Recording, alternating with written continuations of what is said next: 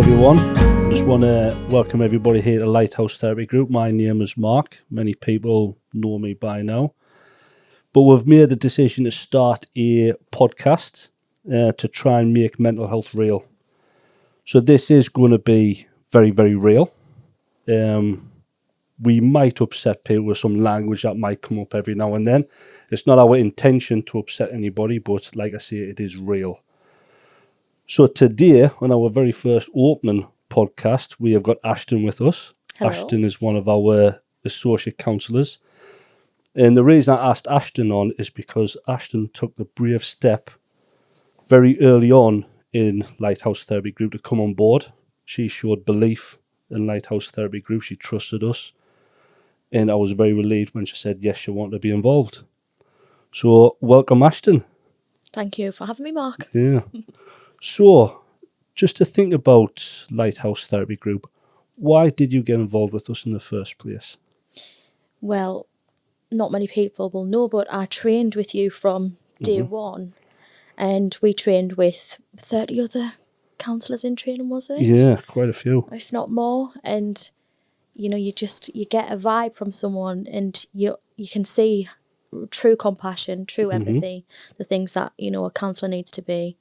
And you had a clear idea of what you wanted to do, and that was create opportunities for people to get counselling where it wasn't available in Sunderland at the time. So, Excellent. I don't know, I just kind of believed in your dream that you had. Oh, I like them beefing ups. I like them. it's a nice ego boost on a Sunday. Yeah. No, I just think we're matched in our ideals and of what we wanted counselling to be. You were so clear and dead set on what you wanted this dream to materialise to, that I just felt safe and secure in coming into it. It didn't feel like a risk to me. It felt like a sure thing. Wow. That's really humbling for me to hear. And I'll transfer the money later on. No, but you're absolutely right. One of the reasons why I set up initially as a private practice was because I really did believe that private practice had a huge role to play in addressing the mental health epidemic that is at the moment. You know, the NHS is really struggling. Various charities and not-for-profit organisations are struggling. And I want to show people that actual private practice is A, the opportunity is there, and B, it is affordable. And I truly believe that once people actually realise that, then they would actually openly engage. And I was so pleased to prove it right. Yeah, I heard a video the other day, and it was a personal trainer saying, I think you'll be hard pushed to find someone who hasn't had a PT before. Yeah. And I just thought, well, they're quite expensive, you know, and if the majority of the population is invested in a personal trainer, they can invest in, you know, a counselling session for themselves or a coaching session, whichever you want to put it. Yeah. But it's even things like chiropractic. I mean, my family have started going to see a Chinese therapist to get all the acupuncture. You know, and it's not a lot of money, but they're paid quite openly. So why do people not pay for actual private therapy? I don't know, it feels a bit like a new thing at the minute, doesn't it? Or especially in the region we're in. It feels still very new. But I am getting a lot more of the younger generation coming through now. And they're very open and they say, look, I've put myself through my GP service for NHS counselling, but I'm on a 58-week wait. You know, it's over a year waiting. So I'll come see you in the meantime. And if I don't need it by the end, great. Yeah. So that's fine. Yeah, just don't wait. Don't wait a year for counselling. Exactly. I mean, I personally love the way the Americans go about it.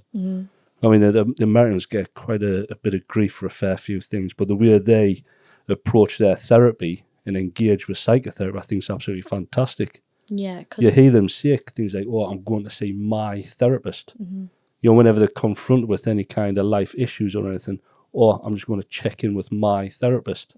So they're in kind of lifelong, not just therapy, but actual lifelong personal development. And I really hope that that's a kind of avenue that we're going to go down over this side of the pond.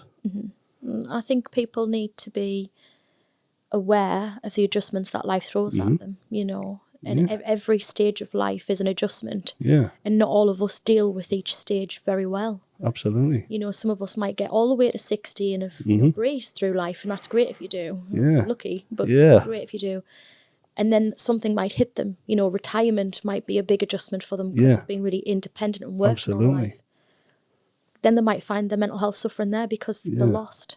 You know, and then parents might become ill at that point. So then they're faced with mortality. You know, which is, you know, the way you counsel a lot, you like working with that sort of outlook of life. Certainly. I mean that's a good place to kind of think about the way I practice. I do practice from quite an existential sort of background, and that's where I get a lot of my ideas and thinking from.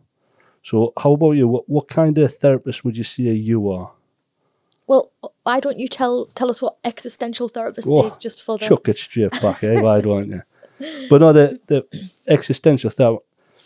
Just break down simply, Simply? Well, have we got long enough? No, but existential therapy is I work a lot with kind of free will and the search for meaning in our lives. And obviously that's where my ideas come from, but that's not just the way I practice. You know, I like to think I'm quite an integrative therapist, so I do use other elements of different therapies. You know what I mean? I did a quick search the other day, and there's hundreds of different types of therapy. Yeah.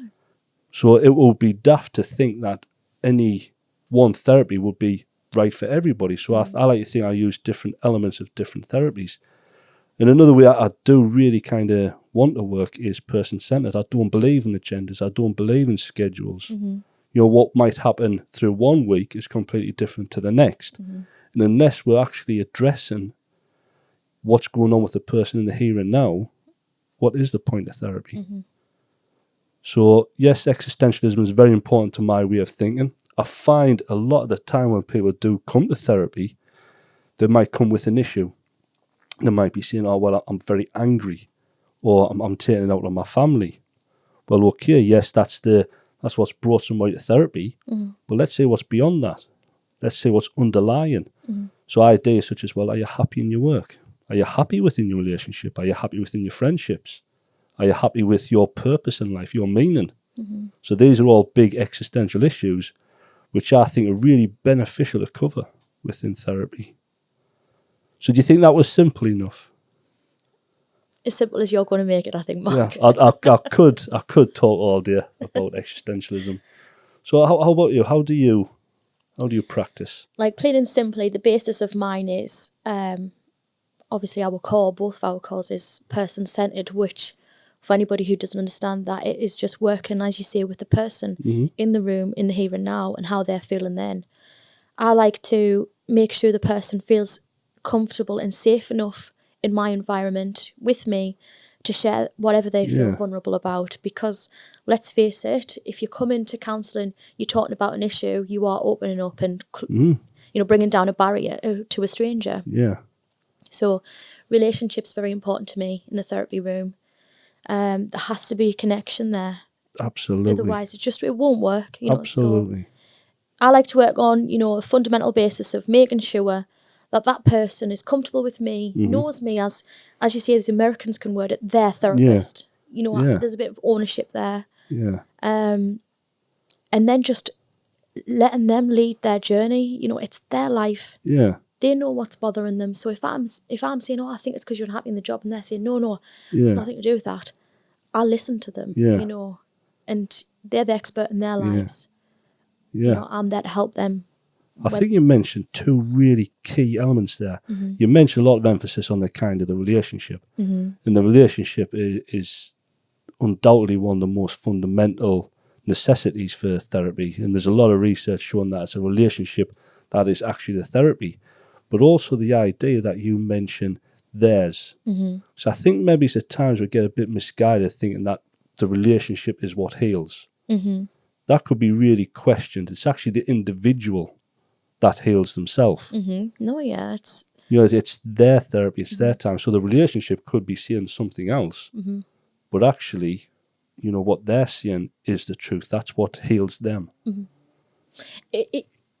I think a good analogy is, you know, if you think of, say, I mean, you're ex-forces. So if you think of, say, a troop on the ground, right? They've got control centre in the ear and they can't see anything because there's bombs going off, there's, you know, there's dust in the sky. Literally, they've got no vision. But control centre's got eyes in the sky and they're saying, look, if you just come to the left a little bit, you'll be able to find your way out. Or if you do this, you'll be able to complete mission, whatever terminology they use.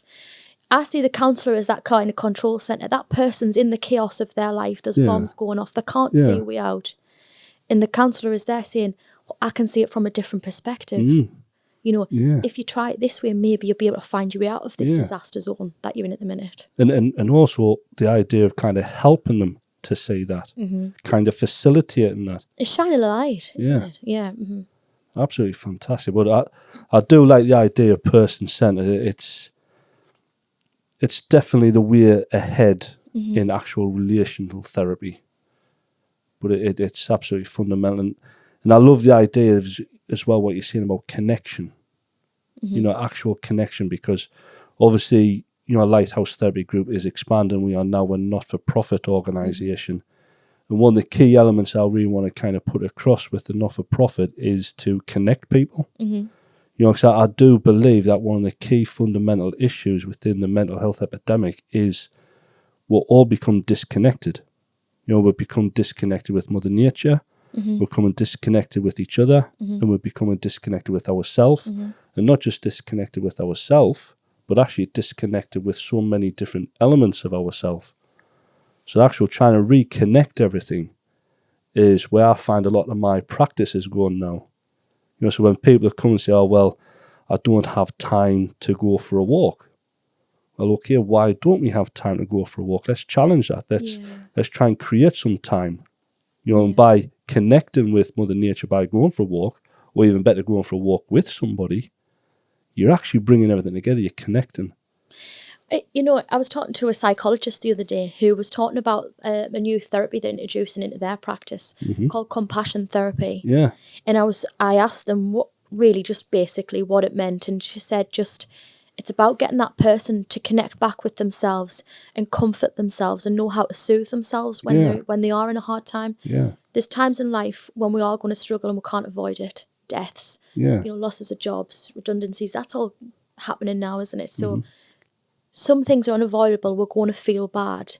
What we've lost connection with is how to soothe ourselves. Yeah, self-compassion.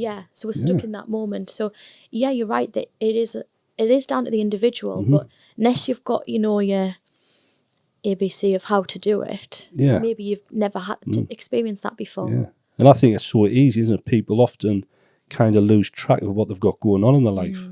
I mean, you'll probably agree, so often we'll have a client in front of us saying that, oh, well, I don't know why I'm feeling so down.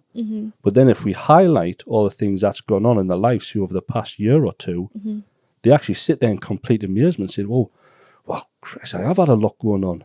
Never mind a client, Mark. I did that to you last year, personally. Yeah. Says, Mark, I don't know why I'm feeling like this. Yeah. So it's a very human thing to get lost in your own process.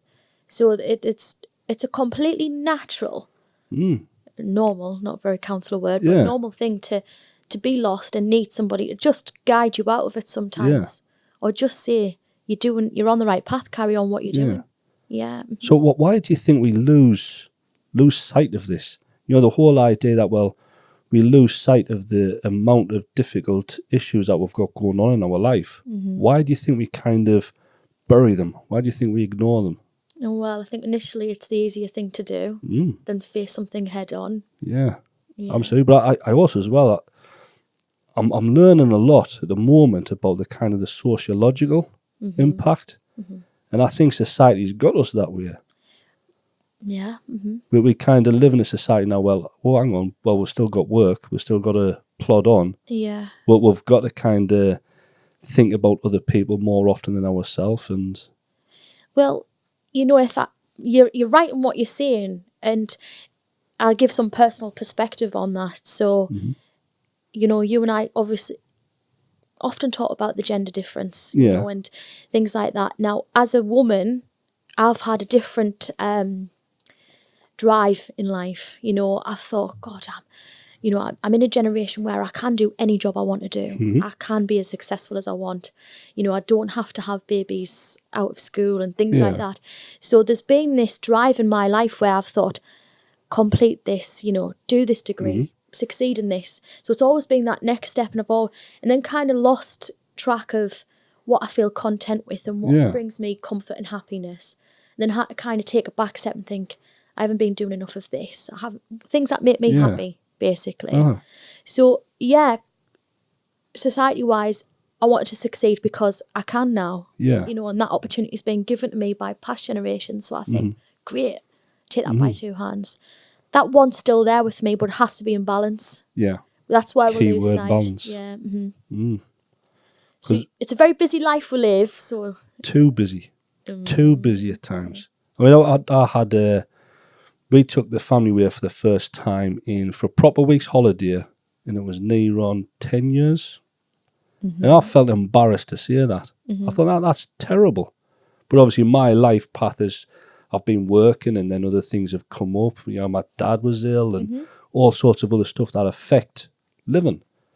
So we went away for the first time. It was only to a lodge in the Lake District. Absolutely amazing.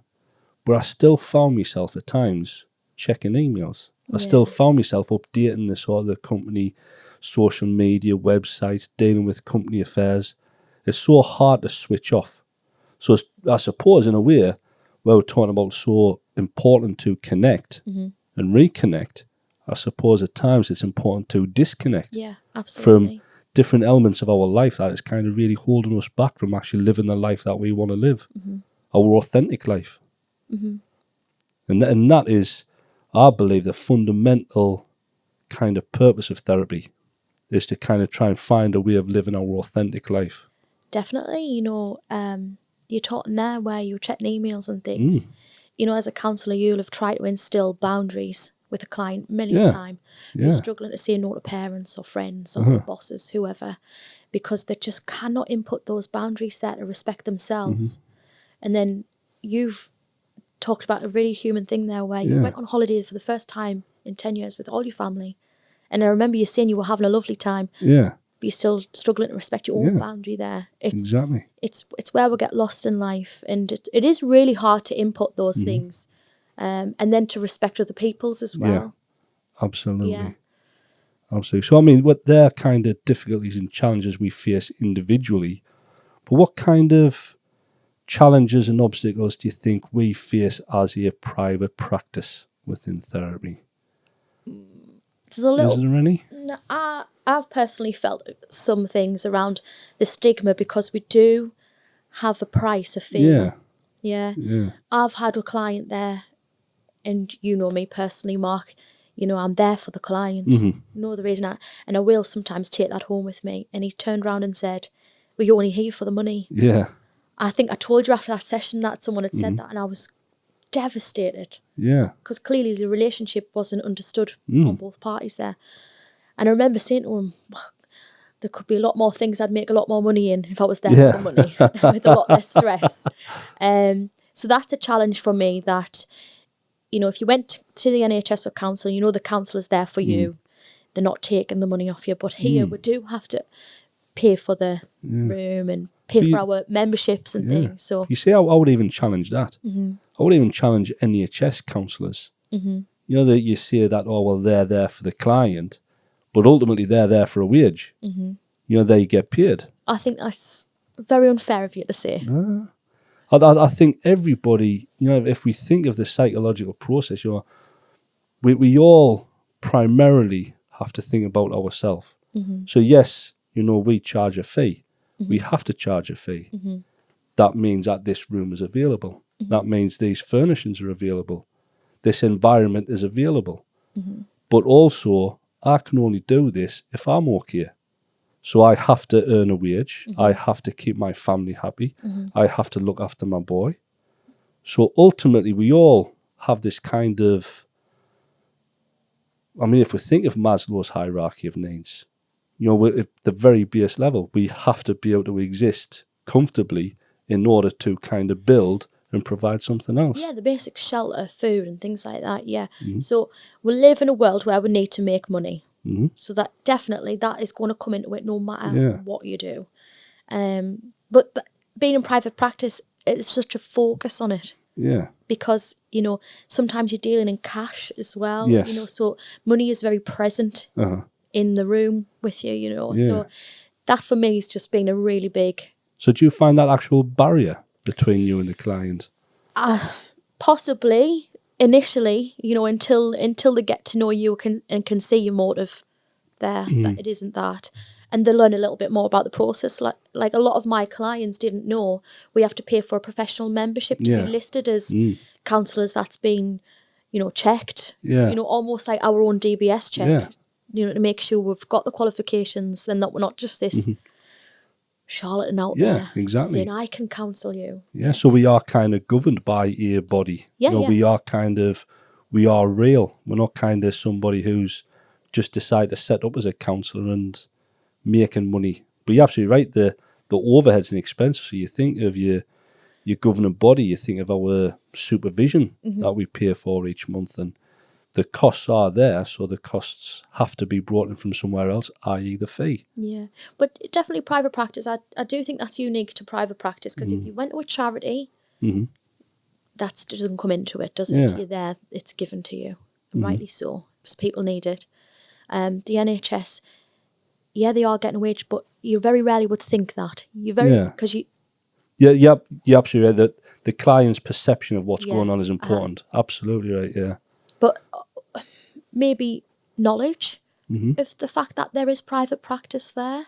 Yeah. I've recently been with a whole new group of people doing like an induction process. Like, you'll have experienced it in networking. And I've said, I work in private practice with counselling. And the amount of shock faces, I've never heard of that before. I'm like, how are we in 2020 and not have heard of counselling that you can just go and volunteer with, and get? It's insanity, but and that is a message I really think needs to be pushed out there even more. Like I was saying right at the very beginning, opportunity. If you go on there, we'll plug maybe one or two places, the counselling directory. You can go on there and put in your postcode, and you'll see how many counsellors within 15 miles. God, you're spoilt for choice. You can find the person that whose bio seems to suit you more. And it is trial and error. Exactly. Within Sunderland alone as well, there's 200 on the counselling directory. And you're absolutely right. You look through each of them bios, and you think, well, that best suits me. That best suits me, whatever. Yeah. And that's one of the reasons why I was so keen to have you on board at Lighthouse Therapy Group, and Lisa, which is our other associate counsellor, is because you offer something different. You're quite different to the way I practice in your ideas. So it's very important that people know that the right counsellor for them is out there. It's not a case of, this is your counsellor, you have to make do. You can actually go and find your own counsellor that you best, there's that word, connect with, and that's when you can actually grow. Yeah, simplify it. You wouldn't go and get your hair cut at a hairdresser, come out, hate your hairstyle, and keep going and go back to that. Exactly. So you don't have to go back to a counsellor that you just thought, like for me, I talk with my hands all the time. If that was distracting, you wouldn't keep coming back to me. Yeah. Or I had a young client, like a young lad from Sunderland once come to me, and he goes, I was seeing a counsellor before me, but she was an old woman, and I couldn't really tell her that I'd blitzed loads of drugs on a session on Saturday. I just didn't feel comfortable with it. Now, I did sit there and think, why does he feel comfortable to tell me that? But fair enough, I'm glad he did. You've got to find the right fit for you. Absolutely. And I'm also, I was going to say guilty of it, but I'm not guilty of it. That's just the way I am. When I go into counselling, because I'm in and out of therapy a lot, the last counsellor I saw was absolutely amazing counsellor, and she was a female.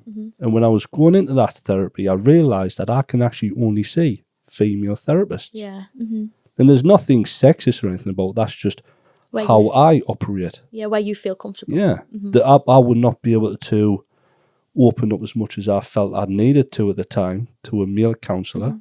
I needed a female. Yeah. And I don't feel wrong for saying that. I don't feel I'm being sexist for saying that. That was just me at that time, and that's what was important for me. Yeah. And if anybody can take anything away from this podcast, is the idea of find your own therapist. Find your therapist for what's right for you, so you can connect and grow.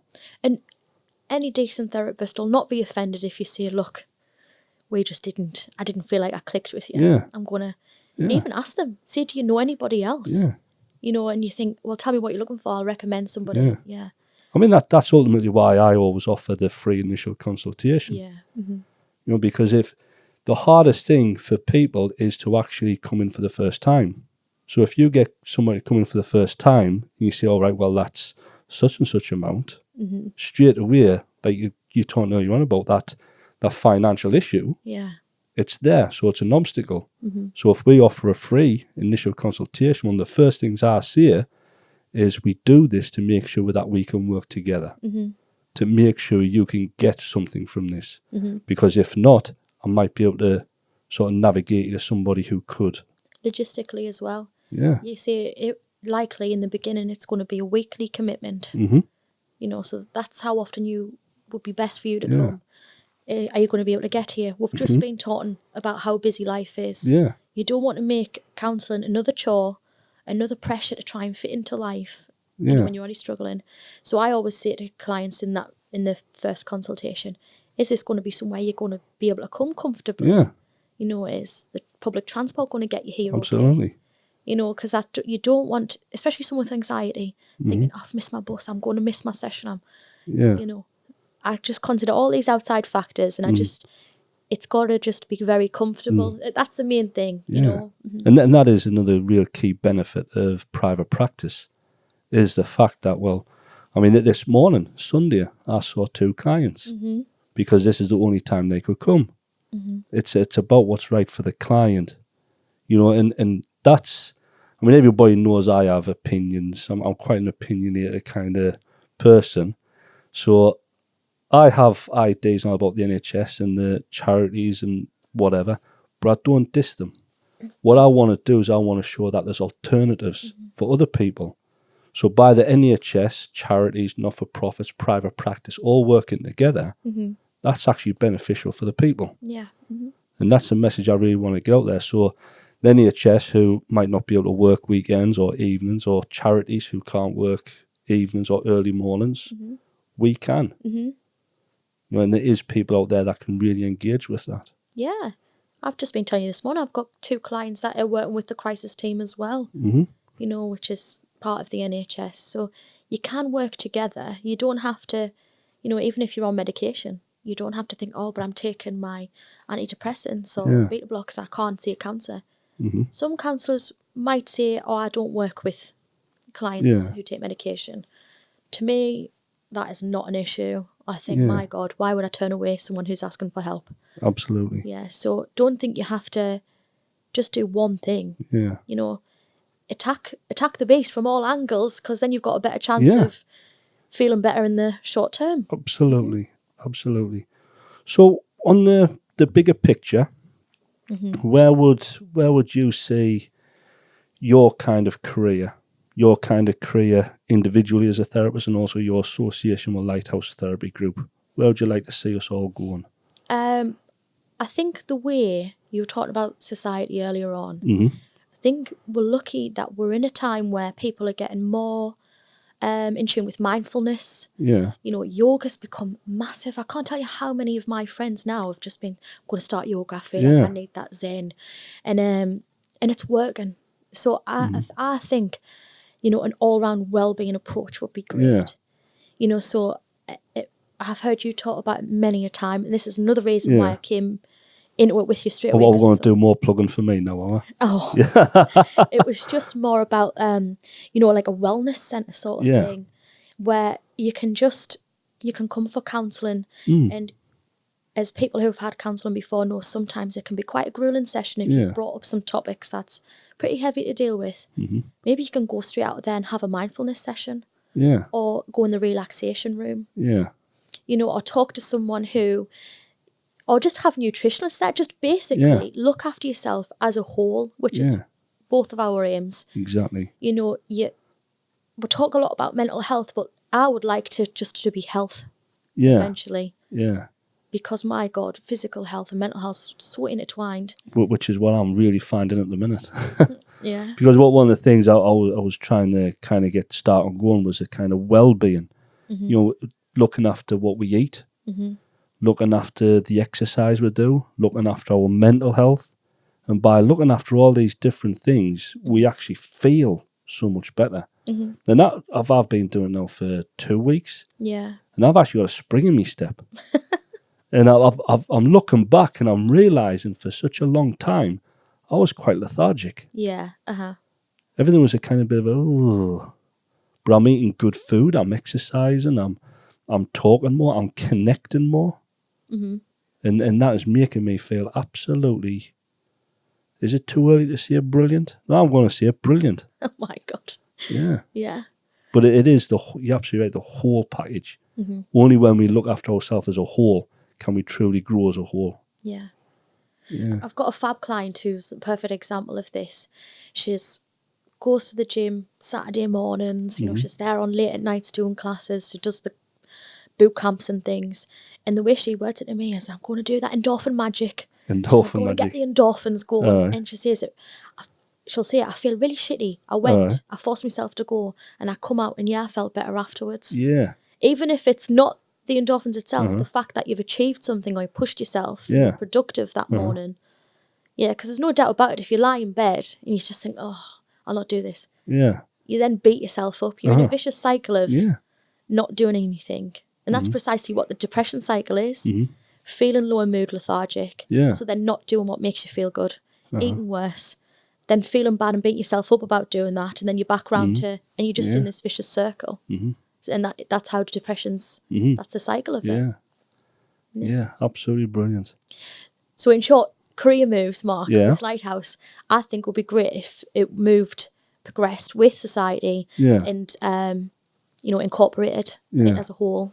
Yeah, and certainly that is one of the kind of things I want to go with down the non-for-profit element. And I really need to get that out there more, that we are a not-for-profit organisation now as well.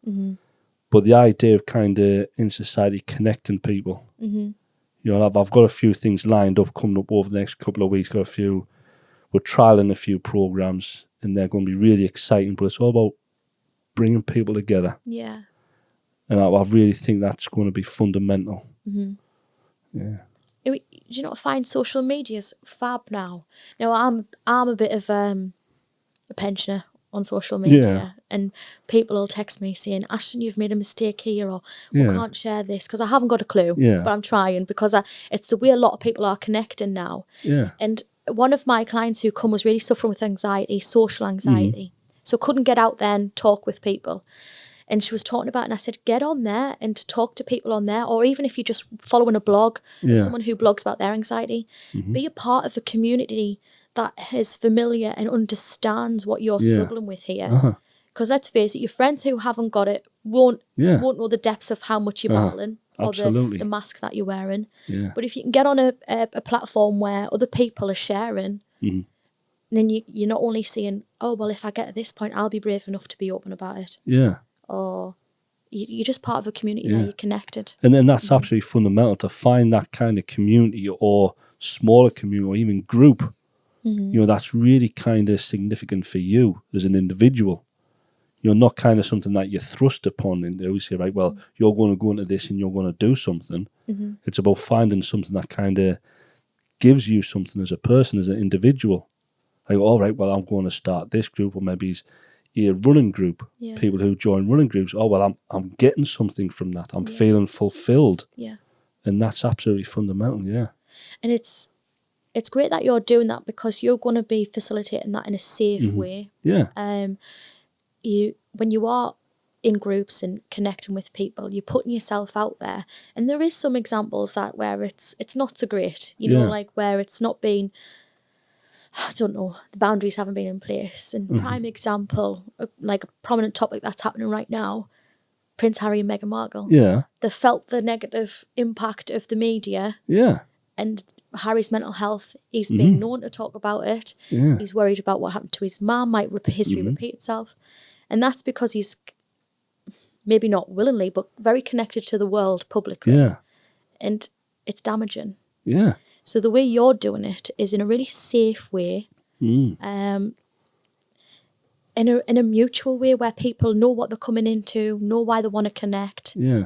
It's just, and it's consent as well. Consenting to be there and be safe with each other and supportive. And I think it's quite interesting that you mentioned the Harry issue as well, because like I say earlier on, we're talking about connecting, then we're talking about disconnecting, and the whole issue of what is Harry and Meghan trying to achieve. They're trying to stay connected but disconnect, and it creates a kind of chaos of, well, what actually do you want? Mm-hmm. You just want to disconnect from the media but still kind of keep up to date with all the kind of other things that you could have being involved with the royal family, or do you want to completely disconnect and start a whole new life, which then we could probably be talking about real kind of coming back to the things I love, real existential issues. Does Harry see himself as a prince? Does he not just see himself as an individual who actually just wants to go and live a nice life in Canada? Quite possibly now. He's a new dad, he's a new husband. These things are all in the mix. But, these are questions that we will never really truly know the answer to. Yeah. And part of me is, why should we? People are entitled to their privacy behind closed doors. But well, me and Harry are like that, man. I'll give him a call tonight, see what's going on. Is it because you're both ginger? Yeah, we're separated at birth. So two good-looking, well-ripped men. Yes. There you go then. No, if you look at it from a council perspective, it's boundaries again. So you can just see how important those are to people, and when they're not in place or when they're not matching your ideals, where you start to suffer. You know? So hopefully they get that sorted out. I do really feel for him, because he certainly. I mean, this is only my kind of opinion or view of it. It seems that he's trying to find out or find a place of where he's meant to be. He's trying to find out what he's meant to be doing. And it must be really difficult. He might look at his gran and say, well, dear me, gran, you've gone through a lot and you're still grafting away. 93. Yeah, and she's still there with the duty. Does he not see himself as more than that? And it brings a big question, isn't it? Can you be more than the royal family? Well, any individual is in their own right. Well, I mean, you're your own person, aren't you? And these dynamics have changed. Up until recently, he was Will's younger brother. Yeah. Or he was the nation's, wild and cheeky prince who were loved to watch and respected the charities he did and so on. And loved him because he lost his mum so early on. Yeah. Now the dynamics is different. He's a man, he's a dad, he's a husband, and everything changes when you become a dad. Yeah, so all this dynamic is completely different. So he has to adjust. And that's ultimately what we were talking about in the beginning with your existential love. Yeah. Is that when people's life changes in those ways, they don't always adjust in such a smooth way. Yeah. There are bumps in the road, so... I really hope, I mean, he is he has close links to the armed forces. I think he's done enough to deserve, finding his way, finding his peace. Don't we all? Yeah, I really hope he finds it. He's done enough. And when I think of the platform he's got to be really doing implementing real change within charities and all that, I hope there's still something there that can allow him to do that. But ultimately, just let him find, even if it is a mistake, and that's fundamental as well to kind of psychological growth. Even if he's making a mistake, he will learn his mistake. Well, we're human. We all make them. Yeah. See? There's a little bit of Nietzsche coming out of you. Oh, God. Human or too human. Wow. Yes, yeah. We had to get it in. We had to on the first podcast get Nietzsche in. He's my boy. But it's absolutely right. We're human. Prince Harry's human. Meghan's human. The Queen's human. Me and you are human. So that's where I hope he finds his peace. And on that note, I'd like to just say thank you very much for today. No problem. I know it's quite nerve-wracking. I've also been quite nervous with all these microphones and everything here. Yeah. But I've really enjoyed our chat. And hopefully you'll come back on soon. we might be able to do a podcast together. Right, okay. Yeah, we might get somebody on and maybe our different views or opinions might help somebody or whatever. Oh, we don't need to include everybody in our arguments that we have, Mark. Do we have arguments? Yeah. Disagreements. Disagreements that we'll talk about for a couple of hours, then we'll find out that I'm right. Okay. But thank you very much, No worries. It's been good. Thank you.